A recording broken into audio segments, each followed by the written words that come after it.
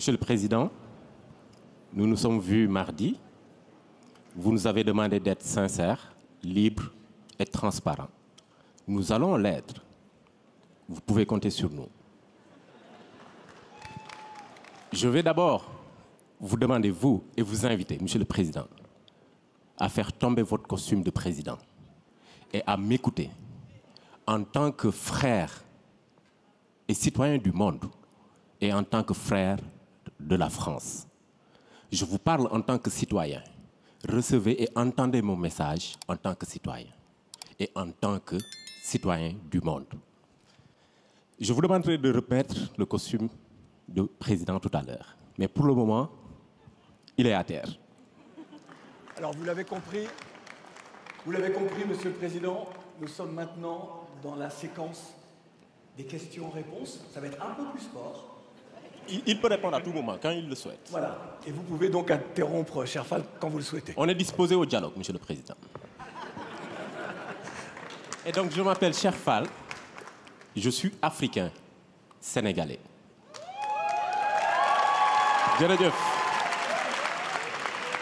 Je suis, Monsieur le Président, à la tête d'une organisation panafricaine qui est présente dans 40 pays. Une organisation qui regroupe aujourd'hui plus de 400 personnes et qui regroupe des acteurs de changement qui utilisent le numérique pour impacter et créer une nouvelle dynamique. Monsieur le Président, je suis de cette jeunesse africaine, engagée, motivée, contestataire, mais très réfléchie et très ouverte au monde.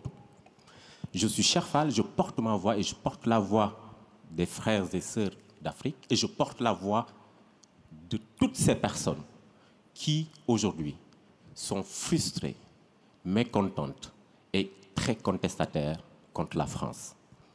Je porte la voix de ces personnes-là aussi à travers Internet qui nous insultent, qui nous traitent de moutons.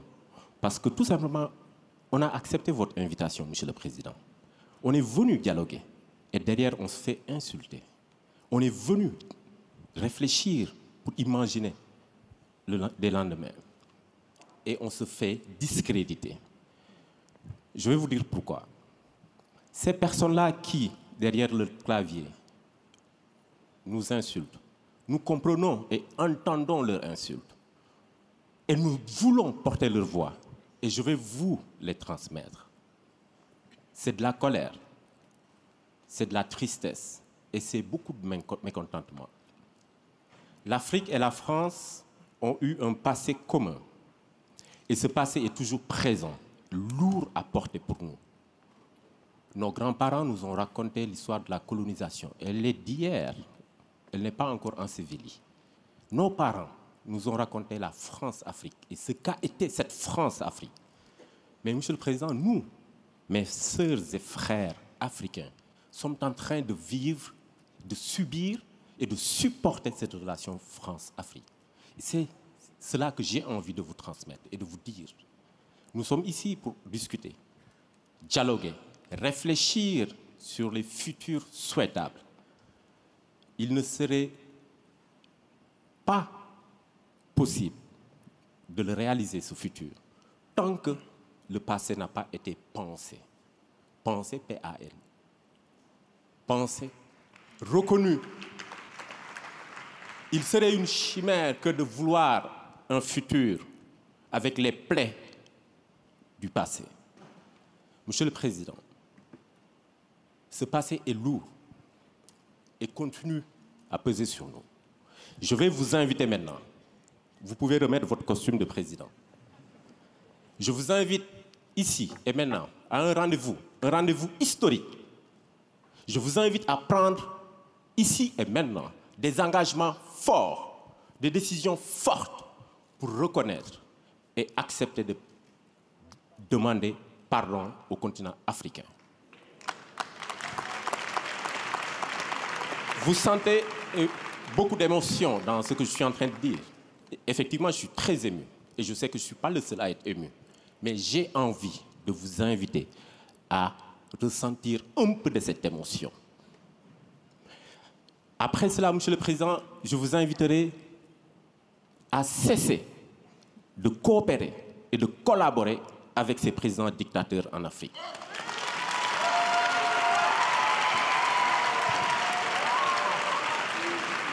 Monsieur le Président, toujours avec votre costume de président, je vous demanderai et vous inviterai à arrêter cette pseudo-coopération paternaliste.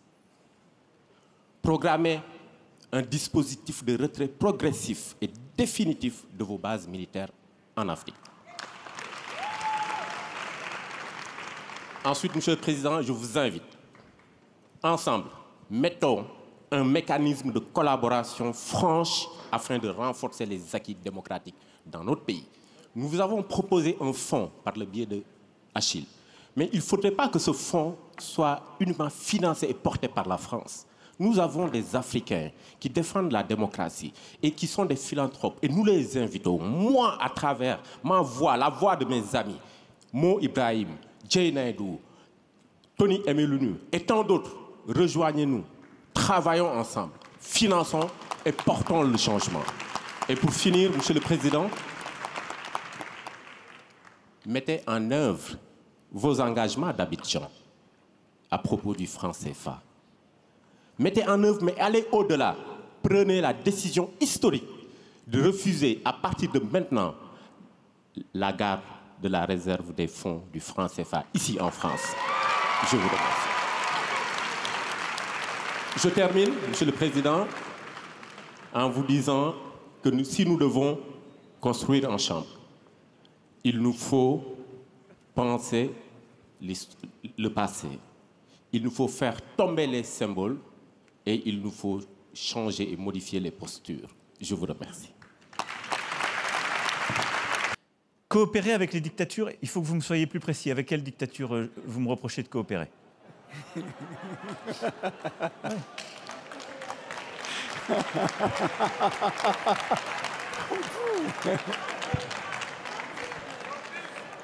Sans filtre. Monsieur le Président, c'est vous le Président. Ah oui. Mais c'est vous qui coopérez. C'est nous qui subissons. Non, cher. On entend la salle. Moi, je vais vous dire. Oui. Il y a le Tchad à côté. Allez, allez, cher. On vous écoute.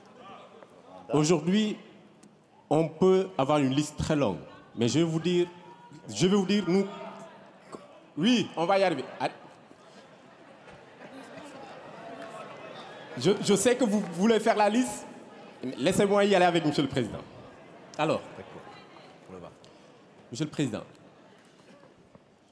chez nous, ce qu'on appelle dictature, c'est ces présidents-là qui, par souci et par velléité de durer au pouvoir et d'y rester éternellement, modifient des constitutions, organisent des élections, tripatouillent ces élections et se maintiennent au pouvoir. C'est ce qu'on appelle, nous, cette dictature de la démocratie. Et je pense que vous les connaissez aussi. Tu veux dire, Achille, peut-être Achille pourrait dire quelque chose sur ce sujet aussi. Je vais répondre, Alors, ne vous inquiétez pas. Attends. Mais peut-être vous pourriez... On va. Alors, allez-y peut-être tous les alors, deux, mais je trouve que ce serait intéressant qu'on ait... Que Achille Mbembe nous dise aussi. Alors peut-être, on va essayer de respecter... On a pris le pouvoir, c'est fini. Oui, vous avez non, plus mais c'est aucun... ça. Mais alors, de toute façon, c'est le sommet. Non, mais il a raison.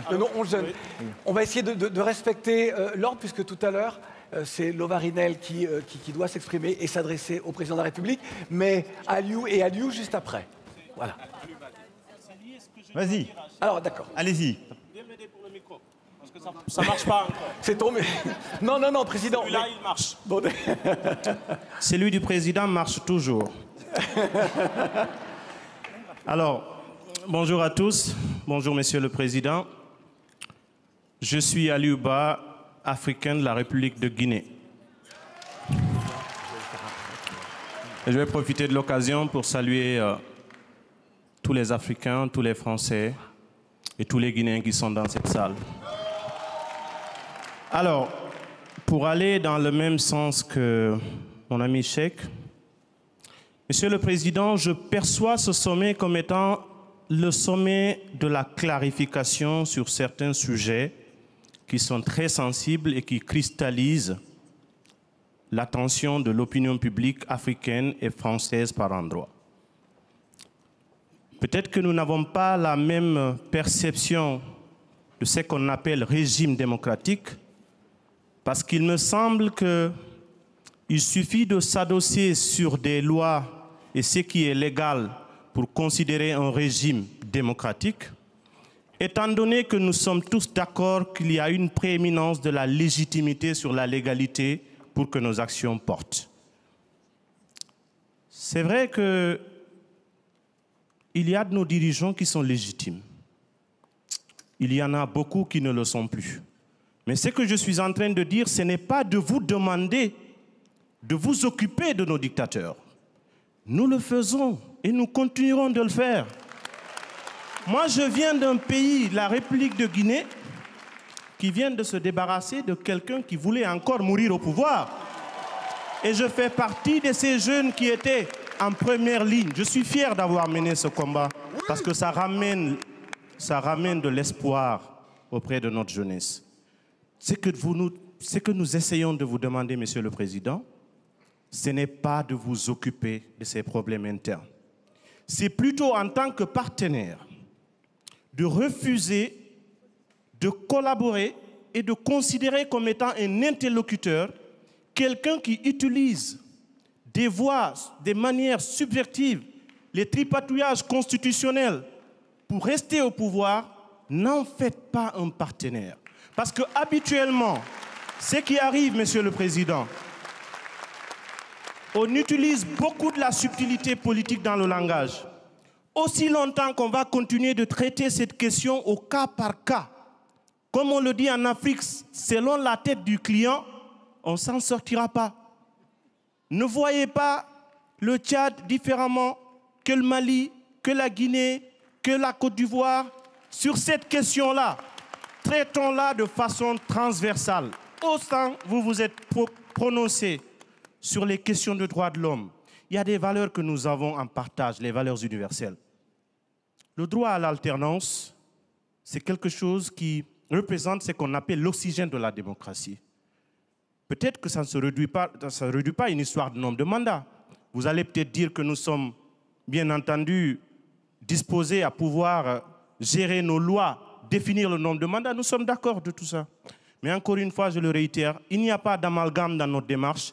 Il ne s'agit pas de dire à la France, empêchez que tel le fasse. Nous le ferons nous-mêmes, nous n'attendrons personne pour le faire à notre place. Nous continuerons de le faire, mais n'en faites pas des partenaires selon les cas en rapport avec soit des intérêts géopolitiques, des intérêts stratégiques, des intérêts militaires ou des choses comme ça. C'est ce que l'Afrique ne comprend pas et admettez avec nous que cette subtilité entretient la suspicion.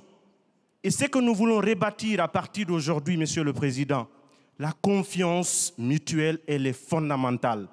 Mettons de côté tout ce qui peut entraîner le préjugé, la suspicion, les petits calculs. Certes, c'est politique, mais des questions de ce type, nous, Africains, nous voulons que vous vous positionnez comme étant un partenaire qui travaille, un partenaire des peuples africains, non pas un partenaire des syndicats de dirigeants africains. Voilà ce que nous avons voulu exprimer et je viens en appui avec ce que Cheikh va dire. Alors, Monsieur le Président, pour aller dans son sens, je vois très bien la question que vous allez essayer de nous demander. Comment on fait qu'on n'a pas de dirigeants? C'est pour ça que nous avons insisté sur le rôle de cette société civile. Dans les pays où vous allez sentir la jeunesse rejeter des tripatouillages de textes, dans des pays où vous allez sentir qu'on lutte contre la dictature, dans ces pays-là, il y a des partenaires. Ils ne sont pas forcément des partenaires officiels, mais il y a des partenaires. Parce que, comme l'a dit Aliou, je suis tout à fait d'accord avec lui, il ne s'agit pas de faire la lutte pour nous. Il ne s'agit pas, en punissant des dirigeants, de punir le peuple, mais il s'agit de trouver des alternatives. Et la société civile, ici représentée, d'ailleurs, c'est votre esprit, c'est pour ça que vous nous avez convoqués. Il faut que cette société civile-là soit une alternative crédible quand on aura en face de nous des dirigeants. Il faut vous positionner clairement contre ceux qui tripatouillent des textes. Ça, la position claire de la France sur ce point serait quelque chose de positif pour l'avancée de la démocratie sur le continent. Je vous remercie.